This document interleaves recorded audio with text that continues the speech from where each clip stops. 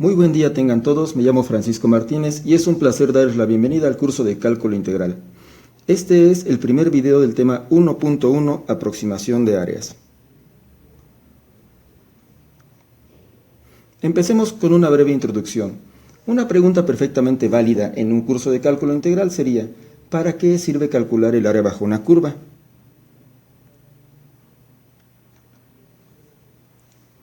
En clase de física, durante la presentación del tema trabajo, se dan ejercicios muy similares al siguiente.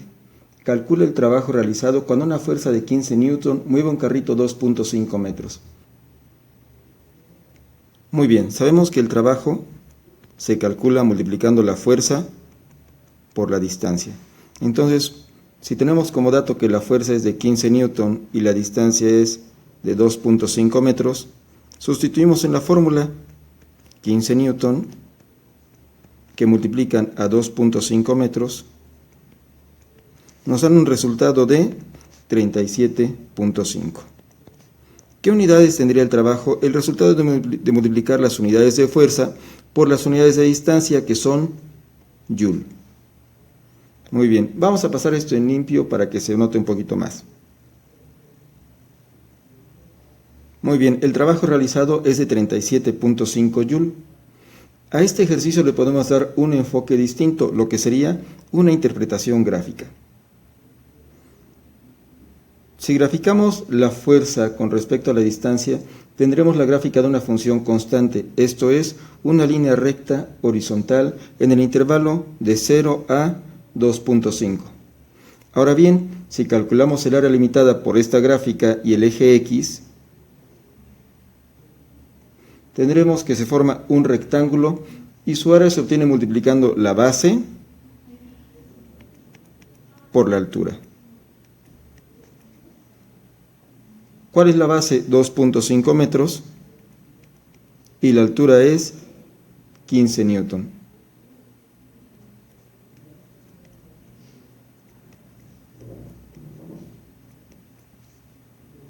Nuevamente tenemos este valor 37.5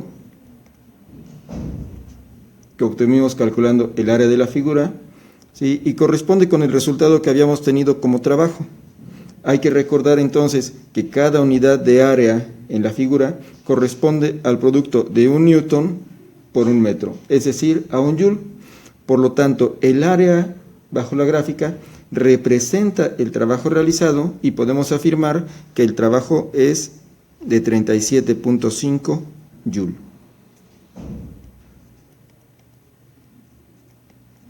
Esa sería la interpretación del área bajo una gráfica. Muy bien, esta interpretación gráfica puede ser de utilidad para ejercicios con mayor grado de dificultad. Imaginemos ahora que deseamos calcular el trabajo realizado al empujar un carrito sobre una línea recta, pero ahora con una fuerza no constante, como se muestra en la gráfica. Al igual que en el ejercicio anterior, calculamos geométricamente el área bajo la gráfica, solo que esta vez la dividiremos en figuras geométricas, como serían un triángulo. El área de un triángulo sabemos que se calcula multiplicando la base por la altura y dividiendo entre 2. Tenemos también rectángulos. El área del rectángulo es la más sencilla, solo se multiplica la base por la altura. Aquí hay un rectángulo, aquí hay otro rectángulo, bueno, un cuadrado, pero el área se calcula igual, y tenemos un rectángulo más aquí. Solo tenemos que multiplicar la base por la altura. Y finalmente tenemos también trapecios. ¿Cómo se calcula el área de un trapecio? La base mayor más la base menor, y este resultado por la mitad de la altura.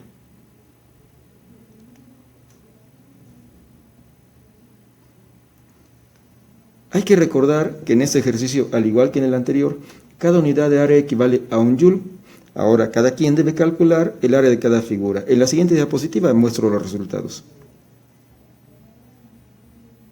Muy bien, las áreas son 4.5 unidades para el triángulo, 6 unidades para el primer rectángulo, 2.5 unidades para el primer trapecio, 4 unidades para el cuadrado, 3.5 unidades para el segundo trapecio y 5 unidades para el último rectángulo. Cuando sumamos tendremos un área total de 25.5 unidades y como cada unidad representa un joule, podemos afirmar que el trabajo realizado es de 25.5 joule. Como este ejercicio podemos encontrar más variantes. Por ejemplo, un caso de movimiento acelerado.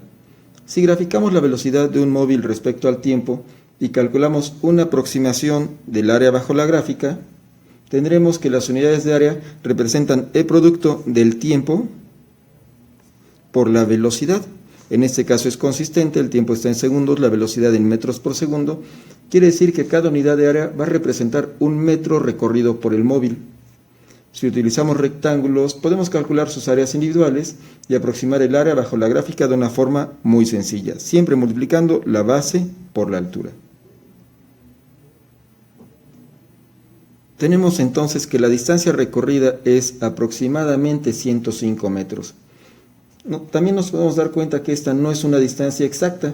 En nuestra figura, las áreas de los rectángulos se quedan un poco cortas con respecto al total.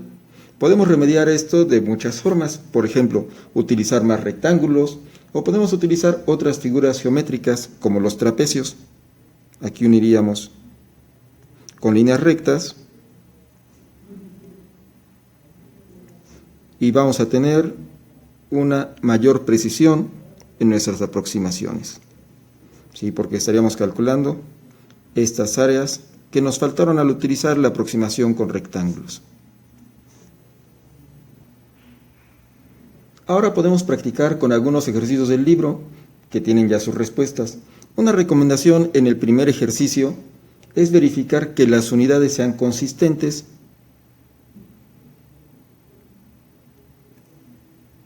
Ahora, si tenemos una función f de x que sea continua y positiva en el intervalo AB, podemos aproximar el área bajo su gráfica utilizando rectángulos. Para cada rectángulo solo necesitamos conocer la medida de la base y la altura. Las bases de los rectángulos se encuentran sobre el eje de las abscisas y las alturas están relacionadas directamente con la ordenada de la función. Primero vamos a definir cuántos rectángulos utilizaremos y esto lo denotamos utilizando la letra N mayúscula. Si todos los rectángulos tienen bases de la misma medida, dividimos el intervalo AB en n subintervalos todos de igual longitud. A esto le llamamos una partición regular. Calculamos delta x como la diferencia, el cociente de la diferencia B menos A entre el número de rectángulos que vamos a utilizar. Aquí tenemos entonces que x0 corresponde con el valor de A. x1 corresponde con A más delta x, x2 sería A más 2 veces delta x y continuamos hasta llegar al final, donde B sería xn o bien A más n delta x. Una vez que tenemos las bases de los rectángulos, empezaremos a buscar sus alturas. En este curso estudiaremos 3 opciones que serán representadas ahorita de una forma muy general, porque cada una estará explicada en su propio video. Veamos la primera opción. La primera opción es una aproximación basada en el extremo derecho de cada subintervalo. La denotamos con la letra R mayúscula y un índice n me indica cuántos rectángulos voy a utilizar para hacer mi aproximación. ¿Qué significa esto? Mi primer subintervalo es el que va de x0 a x1, quiere decir desde A hasta A más delta x. En este subintervalo, la altura del rectángulo estará dada por la ordenada en el extremo derecho, a eso se refiere. Entonces, vamos a calcular el valor de y para esta x y tendremos nuestro primer rectángulo. Nuestro segundo intervalo es el que va de x1 a x2, es de A más delta x a A más 2 delta x. El extremo derecho es lógicamente x2 o A más 2 delta x y este define la ordenada. La ordenada en x2 será la altura de mi segundo rectángulo. Y así podremos continuar siempre buscando el extremo derecho de cada subintervalo. Nuestra segunda opción es la aproximación basada en el extremo izquierdo de cada subintervalo. La denotamos con la letra L mayúscula y el número de subintervalos como índice.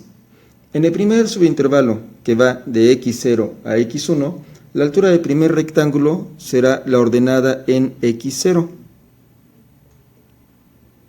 Con ese dato podemos formar nuestro primer rectángulo. Mi segundo rectángulo, cuya base va de x1 a x2, calculamos la altura basándonos en el extremo izquierdo, que sería x1, y la ordenada en x1 es la que va a indicar la altura del segundo rectángulo. Y podemos continuar así hasta llegar al final, siempre con el extremo izquierdo de cada subintervalo. Nuestra tercera opción es la aproximación basada en el punto medio de cada subintervalo. Como su nombre lo indica, obtenemos el valor central de la abscisa en cada subintervalo y con este valor calculamos la ordenada que nos dará la altura de cada rectángulo. Entonces, en mi primer subintervalo, que va de x0 a x1, tenemos que buscar el punto medio y con el punto medio calcular la ordenada. Esta ordenada será la altura de mi primer rectángulo. En mi segundo subintervalo, el que va de x1 a x2, tenemos que localizar el punto medio y evaluar la función para encontrar la ordenada en este valor, y esta ordenada es la altura de mi segundo rectángulo. Y así siempre buscar puntos medios en cada subintervalo hasta llegar al final. Con esto concluimos el video. En el siguiente explicaremos la primera aproximación, que es aquella basada en el extremo derecho de cada subintervalo. Espero que las explicaciones hayan sido claras. Hasta pronto.